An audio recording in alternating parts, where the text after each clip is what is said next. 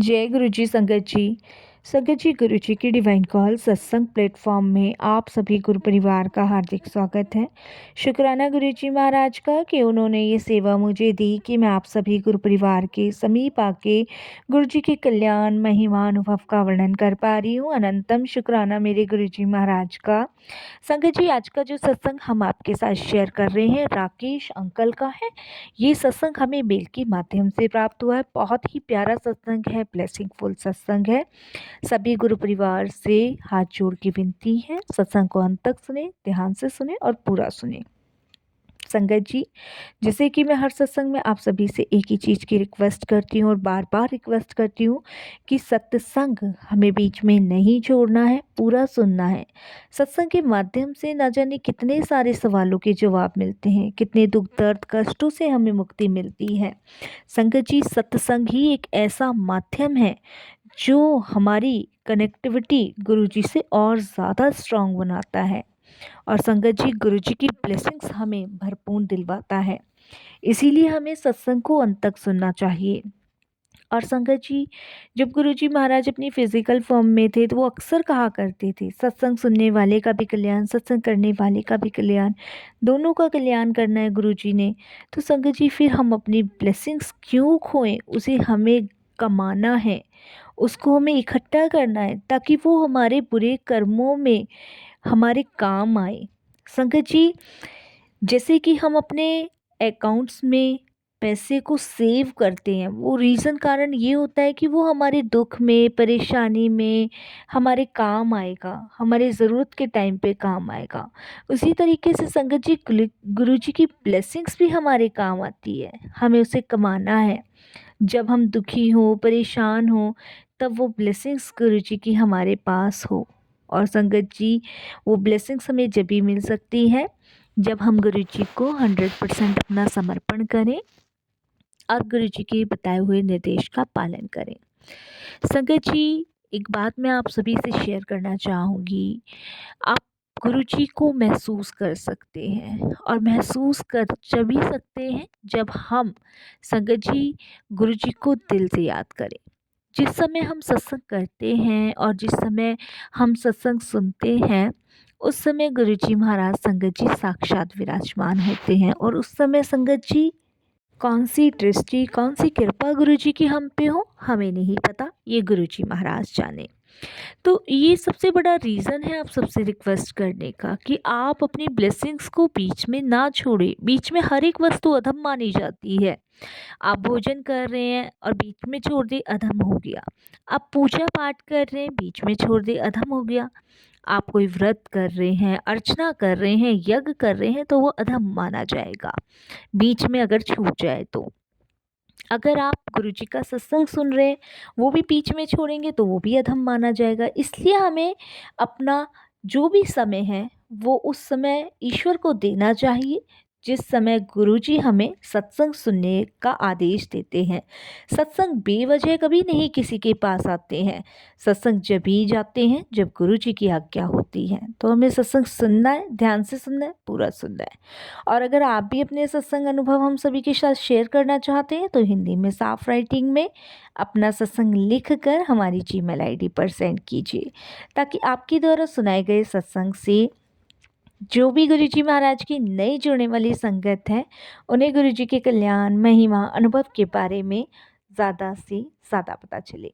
सत्संग आपको पसंद आए तो आप इसको लाइक कीजिएगा, सब्सक्राइब कीजिएगा, ज़्यादा से ज़्यादा संगत में शेयर कीजिएगा और बेल आइकन दबाना बिल्कुल नहीं भूलिएगा। जब भी कोई लेटेस्ट सत्संग आएगा उसका नोटिफिकेशन आपके पास आएगा। तो चलिए चलते हैं संगत जी गुरुजी महाराज के सत्संग की ओर। सत्संग शुरू करने से पहले करेंगे हम गुरुजी का मंत्र जाप। ओम नमः शिवाय, शिवजी सदा सहाय। ओम नमः शिवाय, गुरुजी सदा सहाय। जय गुरुजी संगत जी। संगत जी, मेरा नाम राकेश है और मैं गुरुजी का तहे दिल से शुक्राना करता हूँ और गुरुजी की प्यारी प्यारी साथ संगत जी का भी। 2-4 दिन से गुरुजी के मेरे पास मैसेज आ रहे थे कि शुक्राना शेयर करना है, शुक्राना शेयर करना है। बट संगत जी, मैंने तो कभी शुक्राना शेयर किया नहीं और ना मुझे आता। तो ये मेरी बेटी है जो मेरा सत्संग लिख रही है। और मेरी बेटी से या मुझसे कोई भूल चूक होती है, मेरी साथ संगत जी माफ़ कीजिएगा, कृपा आप भी मुझे माफ़ कीजिएगा। संगत जी, गुरुजी के साथ हमारी जर्नी 2019 में स्टार्ट हुई। मैं भोपाल से हूँ और गुरुजी के साथ हमारी जर्नी गुरुजी की इच्छा से शुरू हुई। संगत जी 2018 में और हाँ, 2018 और 19 के बीच में मेरी थोड़ी-सी तबीयत ख़राब हुई। गुरुजी से 2 या 3 महीने मिलने से पहले मेरी संगत जी थोड़ी-सी तबीयत ख़राब हुई और संगत जी मैं डॉक्टर के पास गया, जहाँ मैंने टेस्ट करवाया। संगत जी जब मैंने भोपाल में अपना ब्लड टेस्ट करवाया, तो डॉक्टरों ने मुझे एकदम से यही सलाह दी कि आप जो हैं दिल्ली चले जाएँ और दिल्ली में आप अपना ट्रीटमेंट करवाएँ। और बहुत ज़्यादा सीरियसली उन्होंने मुझे एकदम से ये शब्द बोले और उन्होंने कहा इमीडिएटली इमरजेंसी में आप फटाफट चले जाइए। तो मैं एकदम से घबरा गया कि डॉक्टर ऐसे क्यों बोल रहे हैं। डॉक्टर से पूछा तो डॉक्टरों ने कहा कि आपको ब्लड कैंसर है, लास्ट स्टेज पे हैं आप और आपको अपना ट्रीटमेंट करवाना होगा। उस टाइम संगत जी मेरी फैमिली की ये समझ लीजिए हवाएं जो हैं वो उड़ गई। हमारे पैरों तले ज़मीन खिसक गई कि ये कैसे पॉसिबल है। क्योंकि उस टाइम मेरे को थोड़ी-सी तबीयत ख़राब हुई, कुछ ऐसा मुझे लगता नहीं था, पता नहीं चला। बट संगत जी जब डॉक्टर ने ये बात कही तो पैरों तले ज़मीन खिसकी। और दिल्ली में मेरी वाइफ़ के 2 भाई रहते हैं। तो संगत जी हमने इमीडिएटली फिर दिल्ली जाने का प्लान बनाया। हम दिल्ली पहुँचे और मैं अपने साले के घर रुका। और जब मेरे साले को ये पता चली तो संगत जी हमने अपॉइंटमेंट ली सर गंगाराम हॉस्पिटल में। वहाँ पे डॉक्टर्स ने बोला कि बायोप्सी होगी और इमीडिएटली होगी, क्योंकि थर्ड स्टेज है और टाइम हमारे पास कम है। डॉक्टर्स ने हमें अपॉइंटमेंट जो हमने ली हुई थी, उन्होंने नेक्स्ट डे हमें आने को कहा। और नेक्स्ट डे जब हम गए तो उन्होंने कुछ टेस्ट वगैरह लिखे, हमने वो टेस्ट करवाए, उसकी रिपोर्ट्स डॉक्टर को दिखाई और डॉक्टर ने हमें एक डेट दे दी कि इस दिन आपको एडमिट होना है।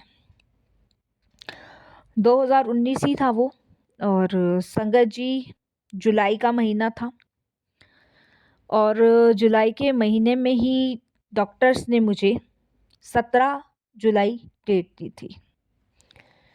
संगत जी टेंशन थी, मन में अशांति थी। मैं मेरी वाइफ थे यहाँ पे और बच्चे सारे भोपाल में थे। 3 बेटियाँ हैं, 1 बेटा है, वो भोपाल में थे। संगत जी वाइफ की फैमिली के सारे लोग मुझे सपोर्ट कर रहे थे, दुआएं कर रहे थे, प्रार्थनाएं कर रहे थे। बट हर एक के इंसान के चेहरे पे टेंशन साफ दिख रही थी। बहुत समस्याओं में घिरा हुआ था मैं मेरी वाइफ दोनों, कि आगे पल क्या होना है, अगले पल क्या होना है, कुछ नहीं पता।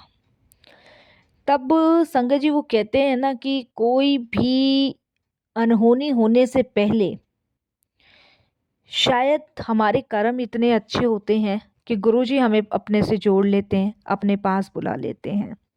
और शायद गुरुजी को अपने से जोड़ना था, हमारा कल्याण करना था।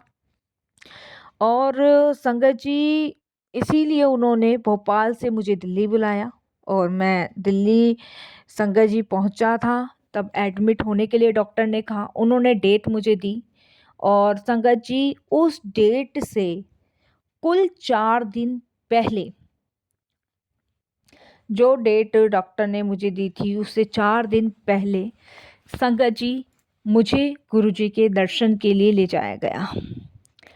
और गुरुजी के दर्शन के लिए कैसे ले जाया गया, मेरे साले साहब संगत जी शाम के समय ऑफिस से घर आते हैं और वो मुझे कहते हैं कि जीजा जी मेरा एक फ्रेंड है और वो मेरे साथ ही मेरे ऑफ़िस में काम करता है और उसने मुझे गुरुजी के बारे में बताया कि यही दिल्ली में एक छतरपुर मंदिर है, जहाँ पे गुरुजी का आश्रम है और लाखों की तादाद में वहाँ संगत आती है। बहुत ज़्यादा कष्ट, दुःख संगतों के काटते हैं, गुरुजी काटते हैं। कितनों की बीमारियाँ गुरुजी ने ठीक की है। इस तरीके से उनने मुझे ये सब बताया और उन्होंने संगत जी यूट्यूब वगैरह पे इतना नहीं आता था, अब तो बहुत ही ज़्यादा हो गया है। यूट्यूब्स पे, इंस्टाग्राम पे गुरुजी के कुछ सत्संग शेयर करे उन्होंने, सुनाए मुझे, मैंने सुने। तो मेरे को लगा कि कैसे पॉसिबल है? ये पॉसिबल हो ही नहीं सकता, ये संभव नहीं है। मैंने कहा ऐसा कहीं नहीं हो सकता, ऐसा नहीं होता।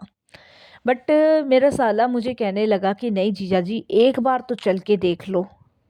जब इतना उसने मुझे बोला है तो एक बार चलने में कोई हर्ज नहीं है। तो मेरी वाइफ़ भी मुझे कहती है कि भई एक बार चल के देख लेते हैं।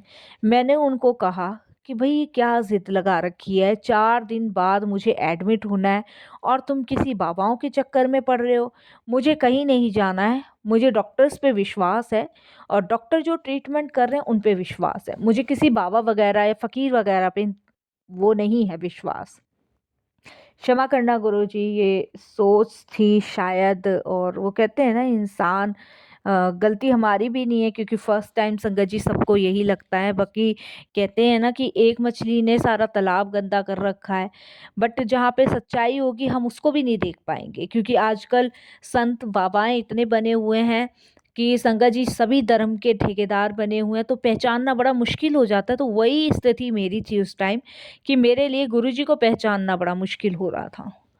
संगत जी वाइफ़ फ़ोर्स करने लगी और साले भी फ़ोर्स कर रहे थे, उनकी फ़ैमिली में उनकी वाइफ़, बच्चे भी। तो जब मैंने हाँ भरी, तो संगत जी हम सब ने प्लान बनाया कि हम ऑपरेशन से 2 दिन पहले जाएँगे वहाँ पे और वहाँ पे आशीर्वाद लेके आएँगे। ठीक है, सबकी राज़ी में राज़ी था मैं। और ऑपरेशन से ठीक 2 दिन पहले संगत जी हम सभी के सभी गुरुजी के दरबार गए। जब हम गुरुजी के दरबार संगत जी गए, तो वहाँ पे मेरे साले ने गाड़ी पार्किंग में लगाई। तो जैसे ही पार्किंग में लगाई तो संगत जी एक गाड़ी से और सामने वाली गाड़ी से हमारी गाड़ी थोड़ी-सी टच हो गई। तो सामने वाली जो गाड़ी थी उस पे हमारी गाड़ी से थोड़े से खरोंच लग गए। उसमें से एक बहुत एजिड से अंकल निकले, काफ़ी एजिड से अंकल थे। मैं अगर अराउंड बात करूं तो संगत जी 85 के आसपास अराउंड इतने ही थे वो। गाड़ी से बाहर निकले और बाहर निकलने के बाद उन्होंने एकदम से संगत जी बहुत ज़ोर से चिल्ला के हमें बाहर आने को कहा गाड़ी से। हम थोड़ा घबरा गए सारे। वहाँ सेवादार भी नहीं था कोई और हम सारे बाहर निकले। बाहर निकले तो वो एकदम से बोलते हैं कि गुरुओं दा विश्वास तो होंदा नहीं है और मुंह उठा के आ जाते हो। तो वो एकदम से चिल्ला के बोलते हैं और उसका मतलब संगत जी मुझे काफ़ी समय बाद याद आया कि उसका मतलब गुरुजी ने ये कहा कि वैसे तो विश्वास नहीं है और वैसे मेरे पास चले आते हैं। तो ये मेरे लिए गुरुजी ने कहा था संगत जी, क्योंकि मेरे मन में उस टाइम यही विचार था। तो मेरे साले साहब ने उनको कहा कि अंकल जी गलती हो गई, गलती से टच हो गई। तो वो एकदम से कहते हैं छट परे, हट। और वो ऐसे चिल्ला के संगत जी, और हमारी पलक तो बहुत देर में बंद और खुलती है, इतने में तो वो गायब हो गए वहाँ से। पता ही नहीं चला किस दिशा में गए। मैं, मेरी 5 और मेरी फैमिली के हर एक मेंबर उनको देख रहे थे, पर वो दिखे ही नहीं। फिर संगत जी हम पार्किंग से इधर की साइड गए तो मेरे जो साला है उसके फ्रेंड ने उसको सब कुछ बता रखा था। वो वैसे वैसे हमें ले गया, बाकी से सेवादार जो वहाँ थे गाइड कर रहे थे। तो एक डांट तो संगत जी मुझे पार्किंग में पड़ी। दूसरी डांट संगत जी, जब हम अंदर की साइड जा रहे थे तो मेरा फ़ोन बज चुका और फ़ोन की बेल बज रही थी, जो कि घर से बच्चों का फ़ोन आया था।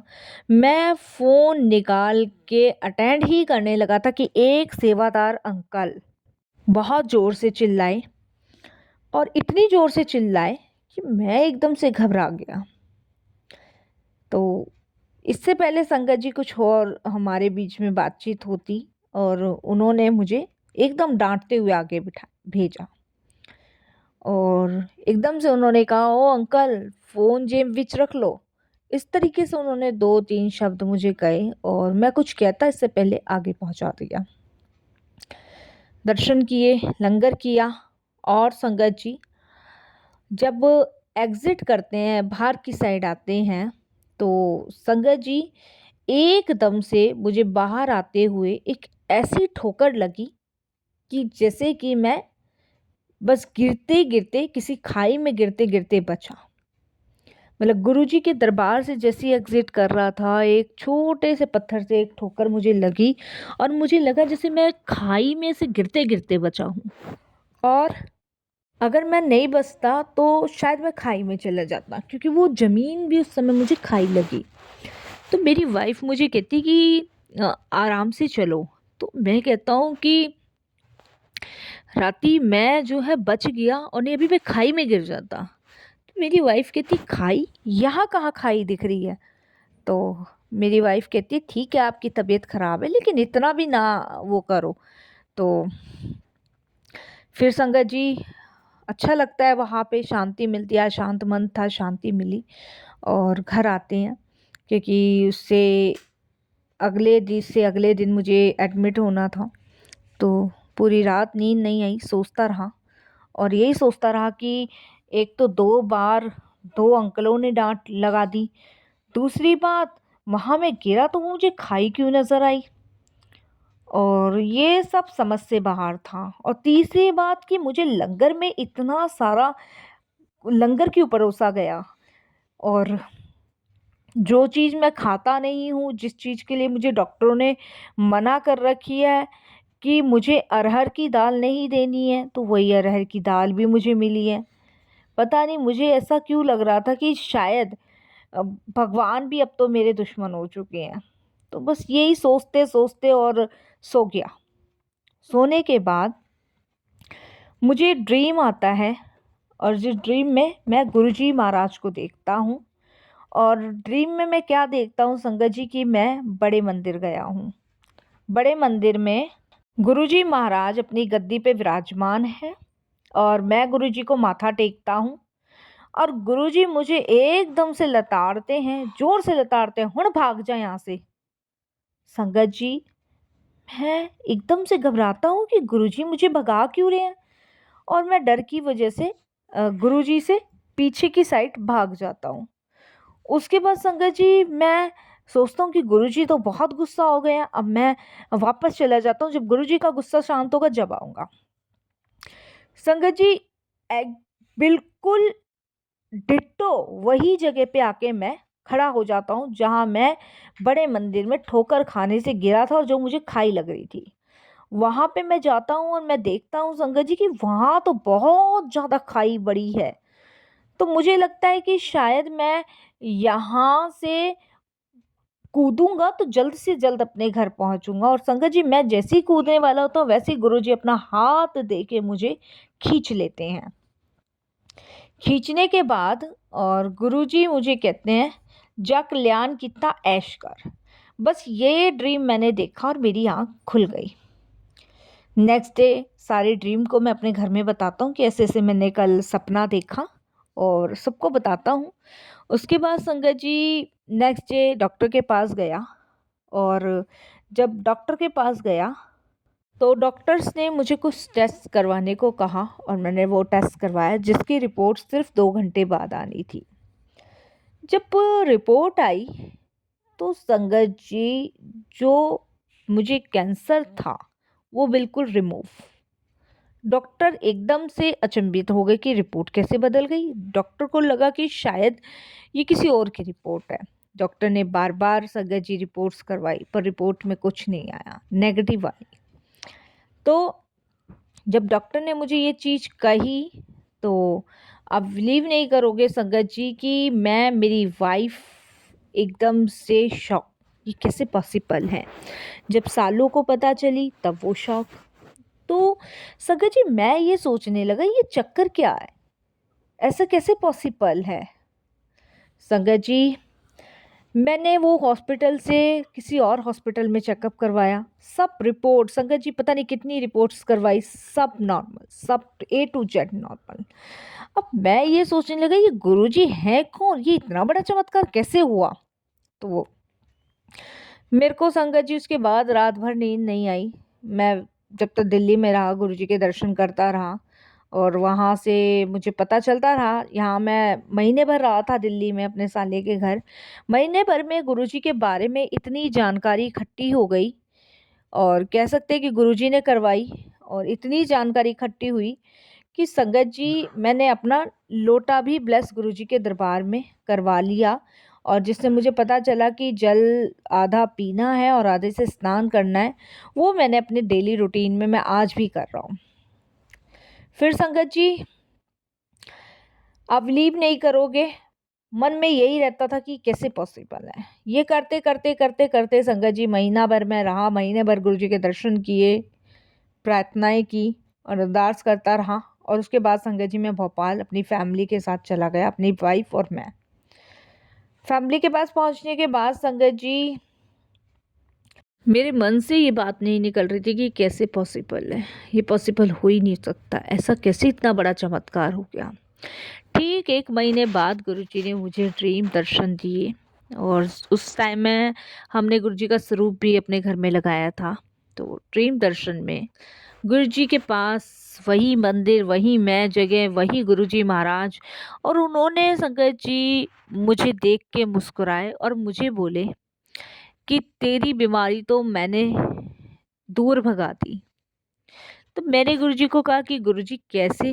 गुरुजी कहते हैं कि तू चिंता ना कर, मैं तेरे नाल सी, और जा ऐश कर। बस इतना गुरुजी ने कहा, और उस दिन का दिन है, आज का दिन है। गुरुजी की अपार ब्लेसिंग्स है और मैं बिल्कुल ठीक हूँ। जितना शुक्राना मैं गुरुजी का कर सकता हूँ उतना मैं ज़रूर करता हूँ संगत जी, दिन रात शुक्राना करता हूँ। दिन रात मैं, मेरी वाइफ, मेरे बच्चे गुरुजी का धन्यवाद करते हैं। और जब जब संगत जी दिल्ली आना होता है भोपाल से, तब तब गुरुजी के दर्शन के लिए ज़रूर जाता हूँ, माथा टेक कर आता हूँ, शुक्राना करके आता हूँ। तो ये गुरुजी की ब्लेसिंग्स हैं, हम नहीं जुड़ते, गुरुजी जोड़ते हैं। कैसे उन्हें हमें ब्लेस करना है, कैसे उन्हें हमारे दुख कष्टों को दूर करना है, कैसे हमारी बीमारियों से हमें मुक्त करना है, सब गुरुजी जानते हैं। बस हम बड़े भाग्यशाली हैं जो गुरुजी से जुड़े हुए हैं, और गुरुजी हमें जोड़ते हैं, ये उससे भी ज़्यादा हमारे लिए बहुत भाग्यशाली बात है। बस हमें हर पल शुक्राना करना चाहिए और अपना किंतु परंतु ये सब अपने पास रखना चाहिए, क्योंकि गुरुजी के दरबार जाके बुद्धि चलाने का कोई काम नहीं है जो मैंने चलाई। गुरुजी ने जो डांट मारी, फटकार मारी, वो मेरे बुरे कर्मों को मारी संगत जी, मेरे बुरे कर्मों को मुझसे दूर किया और मुझे वापस से एक नई लाइफ ब्लेस करी। और ये तो गुरुजी जानते हैं कैसे करा कैसे नहीं, गुरुजी की लीला है। बस मैं तो शुक्राना करूँगा गुरुजी का, लख लख बार शुक्राना करूँगा कि आज मैं ज़िंदगी जी पा रहा हूँ गुरुजी की कृपा से। नहीं तो मैंने आस छोड़ दी थी, उम्मीद छोड़ दी थी, सोचा नहीं था कि कभी मैं वापस से ठीक हो पाऊँगा, लेकिन गुरुजी ने असंभव चीज़ को संभव कर दिखाया। शुक्राना गुरुजी, बहुत बहुत शुक्राना संगत जी, आप सबका भी और गुरुजी का भी। फिर गुरुजी की आज्ञा होगी फिर मैं सत्संग शेयर करूँगा, और कोई भूल चूक मुझसे मेरी बेटी से हुई हो माफ़ करना। संगत जी, जय गुरु जी, शुक्राना गुरु जी महाराज का।